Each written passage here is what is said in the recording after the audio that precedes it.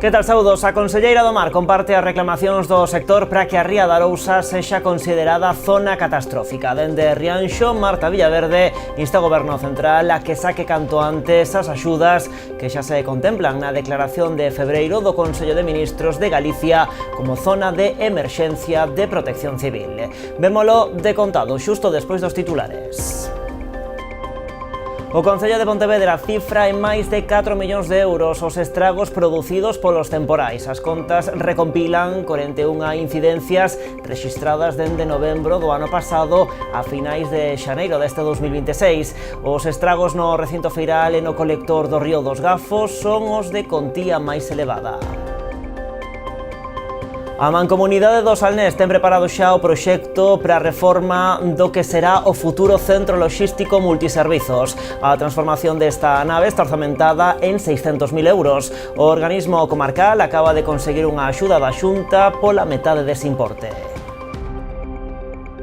O Concello de Ribeira segue a executar obras de mellora en diversos núcleos rurais do municipio. Tras finalizar a pavimentación do Camiño dos Muíños, en Oleiros, está a executar a mellora da contorna da igrexa de San Xan de Artes.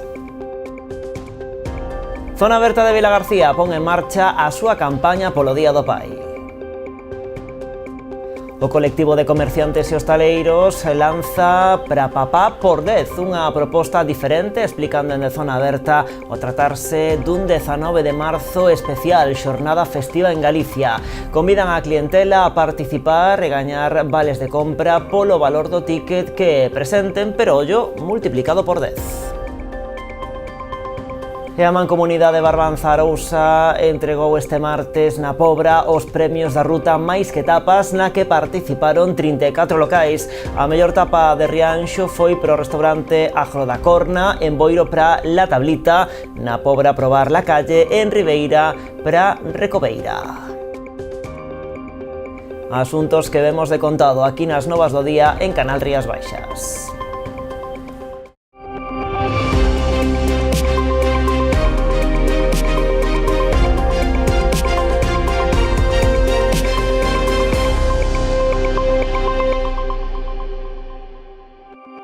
En resposta ao propio sector que demanda a solicitude de zona catastrófica, a Conselleira do Mar, Marta Villaverde, pídelle ao Goberno Central que, en base á declaración que xa realizou o propio Consello de Ministros o pasado mes de febreiro, na que declaraba a Galicia como zona de emerxencia de protección civil, saque canto antes estas axudas para que o sector poida acollerse a elas. Bueno, no Consello de Ministros do día de febreiro, precisamente, pois salía, despois do Consello, pois unha declaración, non? Facían pois con unha excepcionalidade, según poñían esa roda de prensa, nesa nota, que pois Galicia era pois designada, era pois catalogada como zona de emergencia de pois de protección civil. Nos, igual que foi Andalucía e igual que foi pois outras comunidades autónomas. Nos pedimos que pois en base a esa declaración que xa fixo o Consello de Ministros, pois saquen canto antes pois as axudas, as medidas para poder complementar pois as que podamos sacarnos. A Conselleira do Mar facía esas declaracións en Rianxo durante unha visita a pé de praia na zona da enseada de Beluso para continuar cos traballos de avaliación e mostraxe que a Consellería está a realizar nos bancos marisqueiros de toda Galicia. Uns traballos que, segundo indicou, vanse prolongar durante as vindeiras semanas. A Conselleira do Mar entende a preocupación do sector. Bueno, o sector está preocupado, o sector pois vista pois como sobre todo esas evidencias, non, que se ven a pie de playa, donde pues, aparte das cunchas tamén hai troncos, hai que limpiar. Ahora mismo pues, nos esperan pues, unhas semanas, uns meses duros donde hai que cuidar eses bancos, donde hai que regenerarlos, pero a única forma de velar pola sostenibilidade do sector é ver o estado do banco, é ver que medidas temos que tomar e intentar que eses bancos sexan outra vez productivos. Na xornada de hoxe achegouse a enseada de Beluso, onde se estiveron desenvolvendo tamén traballos de mostraxe, co obxectivo de avaliar o impacto dos temporais e a súa posible afección á alta mortaldade de marisco. Segundo ela, esta é a mellor fórmula para coñecer con exactitude o que pasou e poder deseñar posteriormente as accións de apoio ao sector. A finalidade é coñecer de primeira man pois, os datos reais sobre o estado dos bancos, tendo en conta pois os resultados previos, que pois os máis próximos son os dos mostraxes de outono, pois esa comparación de os resultados de outono cos resultados que temos agora, pois permitiránnos en cada banco saber o estado real de cada unha dos destes bancos, non? Que ao final non deixan de ser ecosistemas vivos e cada un pois ten as súas características e a valoración que hai que facer de cada un deles pois é particular e específica. Segundo elas, mostraxes continuarán nos vindeiros días ao longo de toda a costa, tanto na provincia da Coruña como na de Pontevedra, ata completar unha avaliación individualizada de todos os bancos afectados. O delegado do Goberno en Galicia trasladará ao Executivo Central as reivindicacións da Confraría do Carril para que o marisqueo sexa considerado sector primario. E o resultado da xuntanza entre Pedro Blanco e o patrón maior, Javier Quintáns, na que tamén participou o alcalde de Vilagarcía, logo de ofrecerse a mediar para que as reivindicacións dos carrilexos fosen oídas. O patrón maior entregou ao delegado un amplo informe económico sobre a produción de bivalvos nos parques de cultivo. Nel faise especial fincapé na necesidade de que a actividade poida e deba considerarse acuicultura porque comparte moitas características co cultivo de mexillóns en bateas. Quintáns explicou ao delegado do Goberno que non ten sentido que ambas actividades teñan réximes fiscais distintos. Falou de xustiza fiscal atendendo ás reducións significativas que suporía isto, dotando o sector dunha maior viabilidade económica. Xa víamos en titulares, o Concello de Pontevedra cifra en máis de 4 millóns de euros os estragos producidos polos temporais. As contas recompilan 41 incidencias rexistradas dende novembro do ano pasado a finais de xaneiro deste 2026. Os estragos no recinto feiral e no colector do Río dos Gafos son os de contía máis elevada. Agora o Concello presentouse a liña extraordinaria de axudas convocada polo Goberno Central para atender estes danos. Pontevedra súmase aos concellos que tramitarán ante o Estado as solicitudes de financiamento para reparar os estragos provocados polos temporais deste inverno. Son 41 intervencións en infraestruturas e equipamentos, valoradas en máis de 4 millóns de euros. En total solicítanse 41 intervención e, se vedes, polas cuantías e por tal, todas teñen unha valoración bastante aquilatada. Prácticamente todas, quitando algunha que leva algunha cifra aproximada, 750, 100, ou que sexa, 100.000, os demais incluso van ao céntimo. Teño que agradecer o esforzo dos servicios. Na lista xa a intervención de maior contía económica refírese ao recinto feiral. Trátase da actuación de maior envergadura, orzamentada en 750.000 euros. O que pon é o seguinte: daños ocasionados por deterioro debido aos ventos e chuvia nos elementos construtivos da cuberta do inmoble. Preténdese a sustitución da cuberta. Superando tamén os 700.000 euros, 743.000 en concreto, sitúase a reparación do colector xeral do Río dos Gafos. Resultou danado nas inmediacións da estación intermodal. A extraordinaria aportación de agua provocada pola sucesión de avenidas desde o mes de novembro do 25 provocou desprendimento de terras que ocasionaron a ruptura deste colector, que debe ser reposto nun tramo de 260 metros. A canalización da Rúa do Santo nos Praceres, orzamentada en 270.000 euros, intervencións nos camiños, pradeiras e pasarelas da Illa do Cobo en case 230.000, ou a substitución da cuberta no pabillón San Bieito de Lérez, valorada en 208.000 euros, son outras das intervencións de maior contía coas que o Concello optará a liña de axudas do Goberno Central. Máis asuntos, a plataforma Stop Desafiuzamentos do Barbanza acaba de alertar dun novo caso dunha persoa en risco de quedar sen a súa vivenda habitual. Segundo sinalan dende a entidade, trátase dunha muller de Ribeira angustiada polas débedas por unha mala xestión dos seus créditos. Seica é pensionista e sufriu varios reveses nos seus negocios, un motivo que a levou a perder todas as súas propiedades. A plataforma está a mediar coa entidade bancaria, co apoio da Valedora do Pobo, coa fin de intentar chegar a un acordo para que lle concedan un alugueiro social e así poida manter a súa vivenda. De non producirse este acordo con anterioridade, o desafiuzamento está fixado para o vindeiro día 13 deste mes de marzo.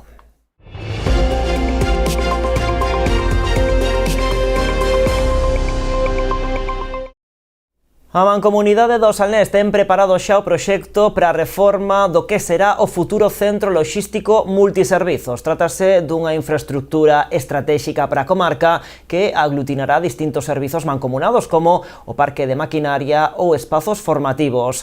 A transformación desta nave, situada no polígono de Sete Pías, está orzamentada en 600.000 euros. O organismo comarcal acaba de conseguir unha axuda da Xunta pola metade dese importe.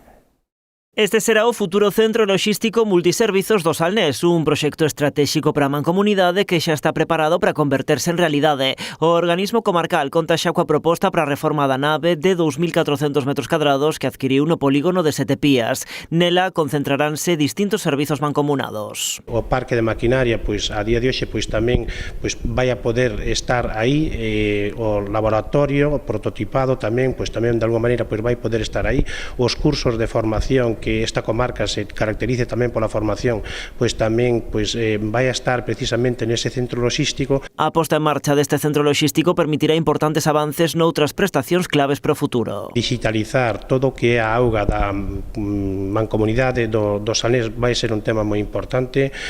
En materia de RSU, da recollida de residuos sólidos urbanos, pois tamén creo que todo o que se poida digitalizar para obter pois eses datos e poder tomar esas decisións tamén vai ser algo moi importante. A reforma desta nave está orzamentada en algo máis de 600.000 euros. A metade dese presuposto vai no aportar a Xunta a través dunha achega que acaba de conseguir a Mancomunidade. O 50% da Xunta xa está comprometido.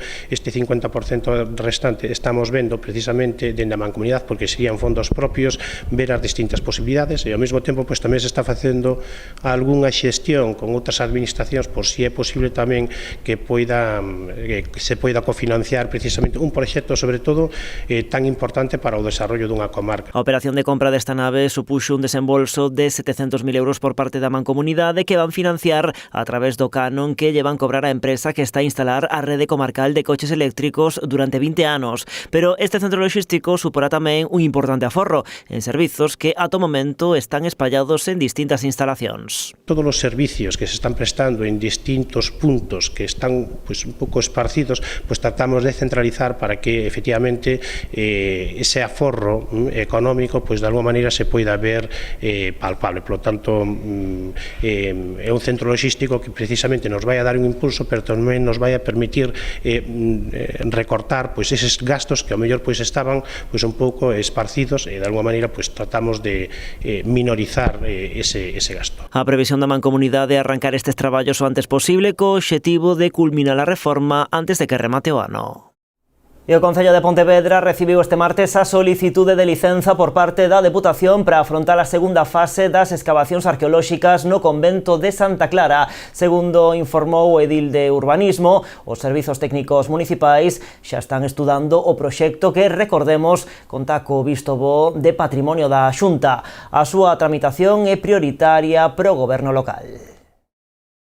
Co obxectivo final de conceder a licenza canto antes. É un chanzo máis, non é a licenza definitiva de Santa Clara, porque para poder conceder esa licenza, primeiro precisamos que se fagan outras actuacións, como en este caso esas escavacións previas, que son as que se van a facer agora. Así que, polo tanto, en resumo, entrou esta mañá a solicitude de licenza por parte da Deputación para Santa Clara e desde o Concello decidimos declarala prioritaria para que canto antes a veciñanza de Pontevedra poida desfrutar destes xardíns e deste espazo.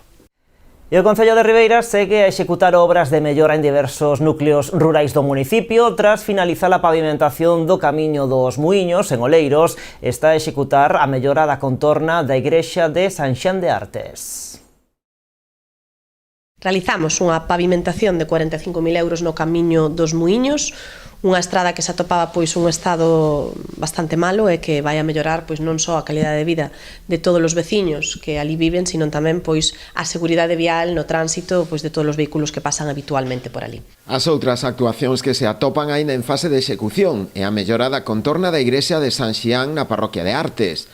Ademais da pavimentación con lousas de granito para favorecer a accesibilidade, procederase tamén á instalación dunha rede de recollida de pluviais para evitar así as acumulacións de auga na zona. Unha obra de pavimentación, unha obra que vai a tamén levar, pois estáse realizando un cambio tamén de tubaxe actualmente, que vai a mellorar pois tamén unha contorna que é moi bonita, unha contorna rural, que vai levar tamén pois unha zona de enlousado de granito, e que polo tanto pois tamén vai a mellorar non só a accesibilidade e o que é pois o facerse unha zona moito máis agradable na propia parroquia, sino que tamén estamos tratando de que se rebaixe a cantidade de auga que hai en aquela zona con este cambio de tubería. Creo que vai a ser pois tamén unha obra que mellore a calidade de vida dos veciños, notablemente neses servicios básicos nos que traballamos no día a día para poder levar a cabo pois tanto no centro de Ribeira como no resto das parroquias. Esta obra supón un investimento de 80.000 euros,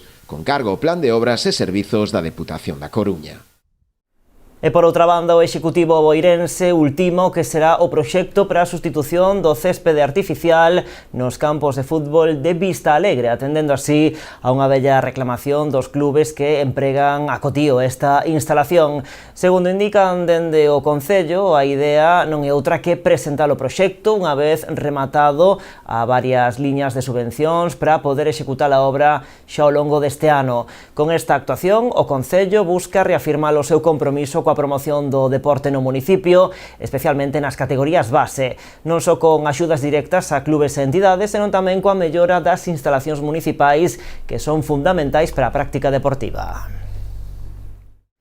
O BNG de Muros e Noia denuncia o deterioro planificado da Xunta e das diferentes presidencias da Mancomunidade Serra do Barbanza, o que abocaron durante os últimos anos a planta de compostaxe de Serviel, Lousame e o seu modelo de reciclaxe. Para os nacionalistas, trátase dunhas instalacións que no seu día foron un exemplo de excelencia no conxunto do Estado e que, tras anos de abandono e falta de investimento, caeron na situación límite nas que se atopan na actualidade. Denuncian que se permita agora o depósito de todo tipo de lixo xunto, sin ningún tipo de separación e sen cumprir coa normativa comunitaria, aludindo á situación na que se deixa agora a todo o persoal da planta, máis dun 100 de traballadores e traballadoras, sen saber cal será o seu futuro. Dende o BNG anuncian que non se van resignar ou considerar que a planta de Serbia ten posibilidades claras de futuro, apostando por dotar a mancomunidade dun novo modelo, adaptado aos novos tempos, que salve os postos de traballo e que sexa eficiente para a veciñanza. E a volta da publicidade, entre outros asuntos, falamos desa campaña do Día do Pai de Zona Aberta de Vilagarcía ou dos campamentos da Lanzada, porque xa está aberto o prazo de inscripción para a rapazada.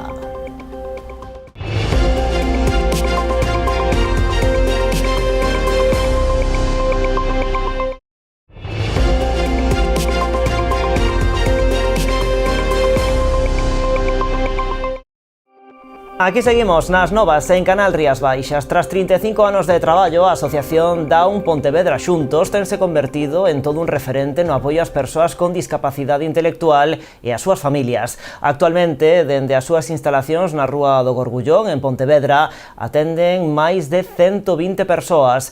Nos últimos tempos desenvolven un programa pioneiro en Galicia para afrontar o envellecemento dos seus usuarios. Atender as persoas con síndrome de Down ou outras discapacidades intelectuais de cara ao seu envellecemento. É o obxectivo dun programa pioneiro en Galicia que está a desenvolver a Asociación Down Pontevedra Xuntos. Fai uns anos era algo que non existía, que era o envellecemento, que se dedica pues, a facer seguimientos constantes das persoas a partir de unha determinada edad, concretamente 34 ou 35 anos, lle fan uns seguimientos, uns test anuales para ver a evolución. Un traballo que tamén se dirixe a preparar os usuarios de cara a un posible escenario no que precisen ingresar en residencias para garantir os seus coidados. Ese posible camiño que poda suceder, se nas casas non teñen posibilidades logo de poder cuidalos, pois de ir a unha residencia para que ese paso xa non sea traumático, porque eles xa teñen relación, van a visitar as residencias, os usuarios de residencias veñen aquí.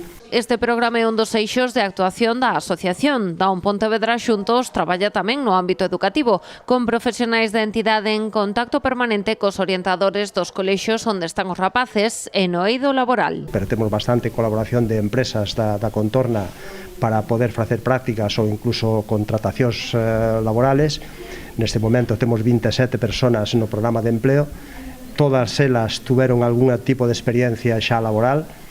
Uns están traballando, outros están á espera de empleo. Dende o ano 1991, no que foi constituída, a asociación non parou de medrar. Actualmente, dende as súas instalacións na Rúa do Gorgullón, atenden a máis de 120 usuarios. A máis de 120 usuarios, fundamentalmente de síndrome de Down, aunque tamén acollemos en etapa adulta a usuarios con outras discapacidades intelectuales, que incluso en este caso temos unha lista de espera de 60 personas que querrían entrar na asociación, pero que por capacidade e por posibilidades non podemos admitilas. Esta sede pontevedresa recibiu hoxe visita do alcalde. Miguel Anxo Fernández Lores destacou o esforzo de Down Pontevedra Xuntos na integración laboral, a formación e o ocio. O único que quero decir é que, bueno, pues que parabéns polo traballo e porque fan unha cidade máis xusta, máis cohesionada e atenden a necesidades que dificilmente ou con dificultades podemos atender desde as administracións. Actualmente a asociación conta cun equipo integrado por 17 profesionais. A Pobra presentou este martes a programación deseñada co gallo da conmemoración do Día Internacional das Mulleres, o vindeiro 8 de marzo. A proposta inclúe actividades en colaboración cos centros educativos do municipio e unha concentración o propio 8M diante do Concello, ás 12:30 da mañá. Un dos actos máis destacados da programación deseñada na Pobra para conmemorar o Día Internacional das Mulleres celebrarase o propio día, o domingo 8 de marzo, ás 12:30 da mañá diante do Concello. Ademais da lectura dun manifesto, intervirán varias veciñas que reclamarán dereitos para as mulleres e incidirán na necesidade de acadar unha igualdade real. O domingo 8 de marzo imos realizar unha concentración ás 12:30 diante da Casa do Concello. En ela participarán distintas mulleres da nosa vila poñendo voz ás nosas reivindicacións. Dende aquí, quero agradecerlles a todas elas a súa participación. Finalmente, animar a toda a cidadanía a acompañarnos, a escoitar as voces das mulleres da nosa vila e a formar parte deste compromiso colectivo por unha sociedade máis xusta e igualitaria. Pero o programa contempla tamén varias propostas cos colexios de infantil e primaria do municipio. Por un lado, os centros de educación infantil van recibir esta semana un lote de libros cos que traballar a igualdade, a resolución pacífica dos conflictos, a autoestima e o respecto pola diversidade. Así como tamén para recoñecer, lles van servir para recoñecer os roles de xénero. Por outro lado, para os centros de educación primaria temos preparados xogos coeducativos en igualdade que promoven actitudes de sensibilización, cooperación e respecto, e a través dos cales as nenas e nenos van poder derrubar estereotipos e roles de xénero. Ao longo de toda esta semana levarase a cabo tamén a presentación do Servizo de Igualdade, co fin de dar a coñecer este recurso municipal. Ao longo desta semana tenemos a presentación do Servicio de Igualdade ao alumnado do CAD, do IES da Pobra do Caramiñal e o CPR Divino Maestro, como un medio para facilitar a accesibilidade das persoas novas a este servicio e dando a coñecer tanto o personal que traballa ali como as súas funcións. Esta actuación permitirá achegar ao alumnado un recurso municipal que traballa pola igualdade en defensa dos dereitos das mulleres, para que sexa un punto de referencia nesta materia. Zona Aberta de Vilagarcía pon en marcha a súa campaña polo Día do Pai. O colectivo de comerciantes e hostaleiros da cidade lanza Pra Papá por 10, unha proposta diferente, explican dende Zona Aberta, o tratarse dun 19 de marzo especial, xornada festiva en Galicia. Convidan a clientela a participar e gañar vales de compra polo valor do ticket que presente, pero ollo multiplicado por 10. A entidade vai poñer en xogo ata 500 euros para animar as vendas nos establecementos adheridos. Este año queríamos hacer también algo especial porque, bueno, como sabéis, este año es festivo el día 19, entonces pensamos en hacer algo diferente, algún sorteo diferente como todos los años, ¿no? Evidentemente es siempre con vales y a partir de lo que es la compra, con los tickets de compra de zona aberta. A partir de hoy ya se pueden, digamos, meter los tickets en nuestras urnas y, bueno, y eso, sacaremos la papeleta el 23 de marzo. E ademais Zona Aberta organiza este sábado unha nova edición de Mercar na Rúa. O colectivo celebra o Día do Comercio Local cun mercado na zona da Praza de Galicia e Castelao.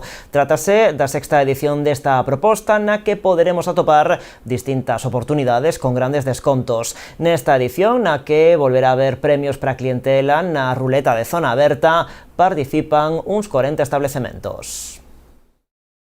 Participan sobre 40 establecimientos de todo tipo, confección, calzado, lencerías, para farmacias. La verdad es que es una amplia gama de establecimientos.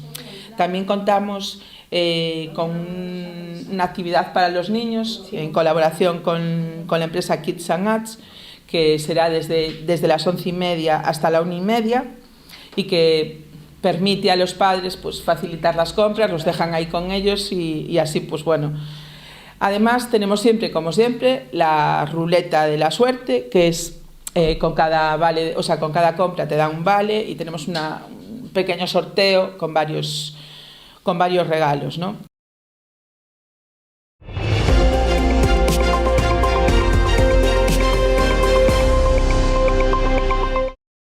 Volve o certame de microrelato en galego da Escola Oficial de Idiomas de Pontevedra. A cita organizada polo equipo de normalización lingüística do centro en colaboración co Concello está aberta a participación do público en xeral. Así, as persoas interesadas en participar terán 110 minutos para escribir unha peza literaria dun máximo de 150 palabras partindo de 3. Estas serán escollidas por persoas pertencentes a distintos ámbitos. Dandi, Miña Xoia, Recordo ou Mercería foron algúns dos puntos de partida propostos en edicións anteriores. A cita será o 12 de marzo ás 5:30 da tarde na propia Escola de Idiomas ou nas seccións que o centro ten en Lalín e no Instituto Pontevedrés Valle Inclán. Ao longo desta semana iremos descubrindo a través das nosas redes sociais quen escolleu as palabras desta nova edición. E gustaríame tamén compartir convosco o noso pequeno segredo. Cada ano, a nosa escola artella as súas actividades arredor dun tema central proposto por bibliotecas escolares.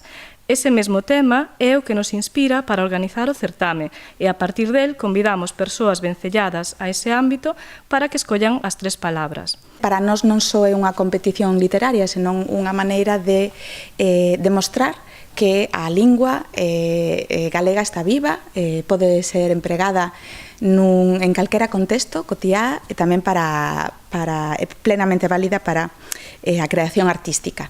Na coordinación de todo isto, pois faltanos un goberno do país que se ocupe da lingua galega e que teña claros cales son os obxectivos e as necesidades para que ocupe o lugar que precisa no país e non sigamos perdendo falantes.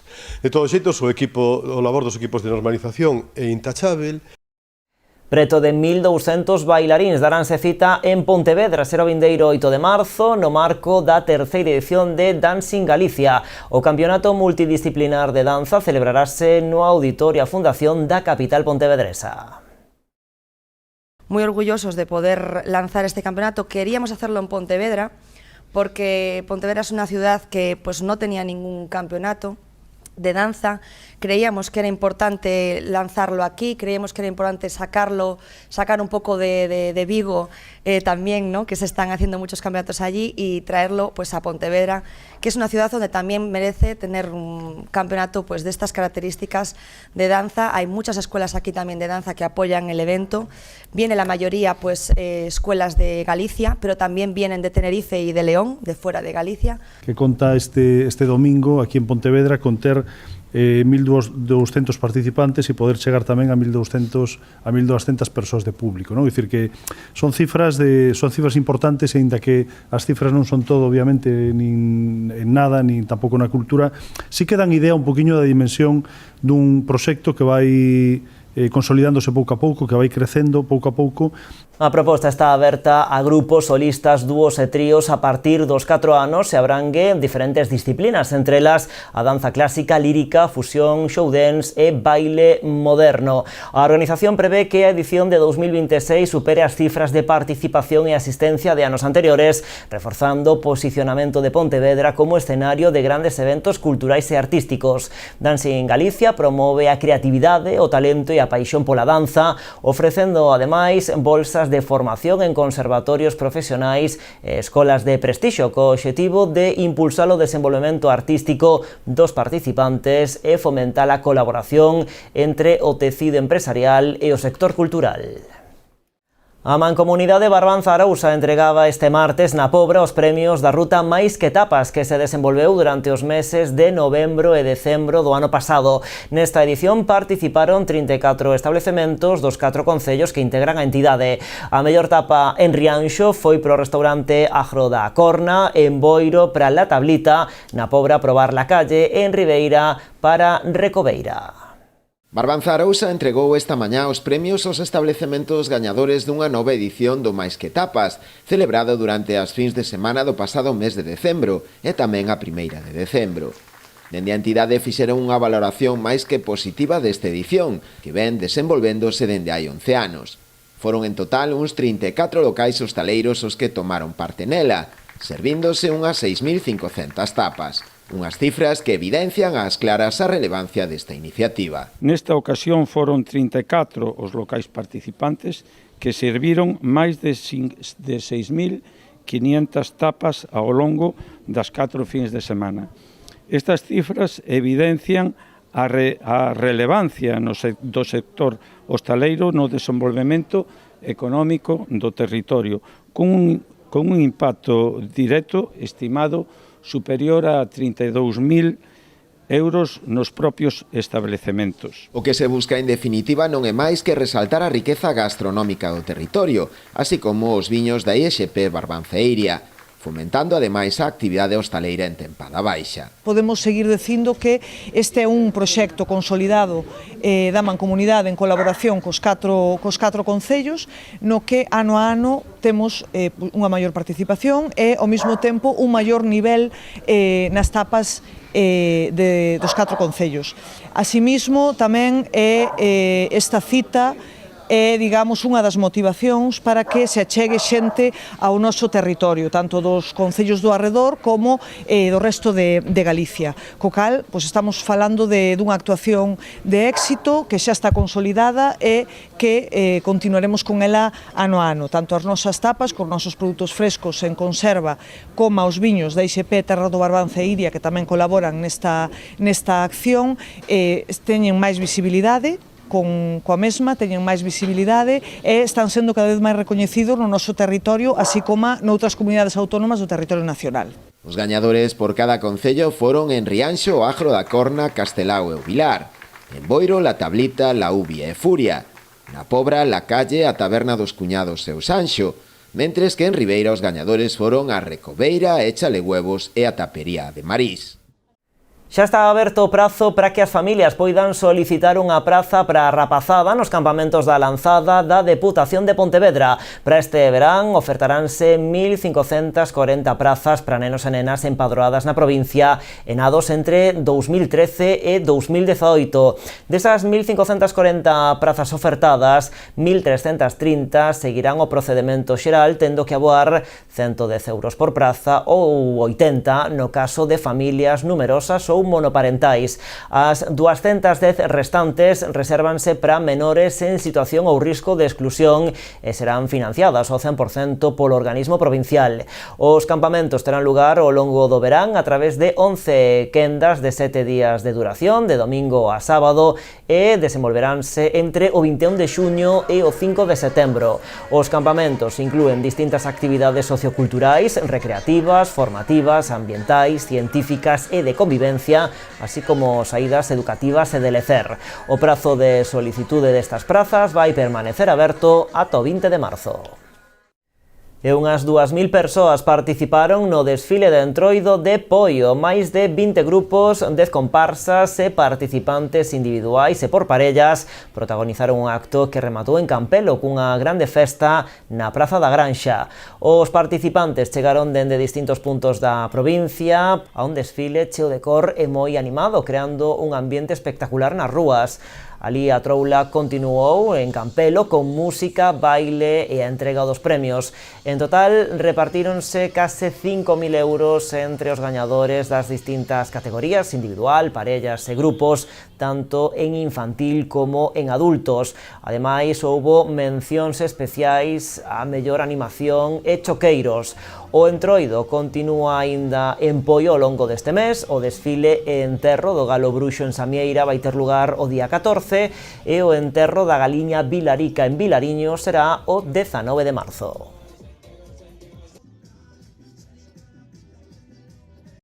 E así rematamos, pero continuamos en canalriasbaixas.com e tamén nas nosas redes sociais. De contado o programa de entrevistas Falemos. Graciñas como sempre por estaren aí. Adeus.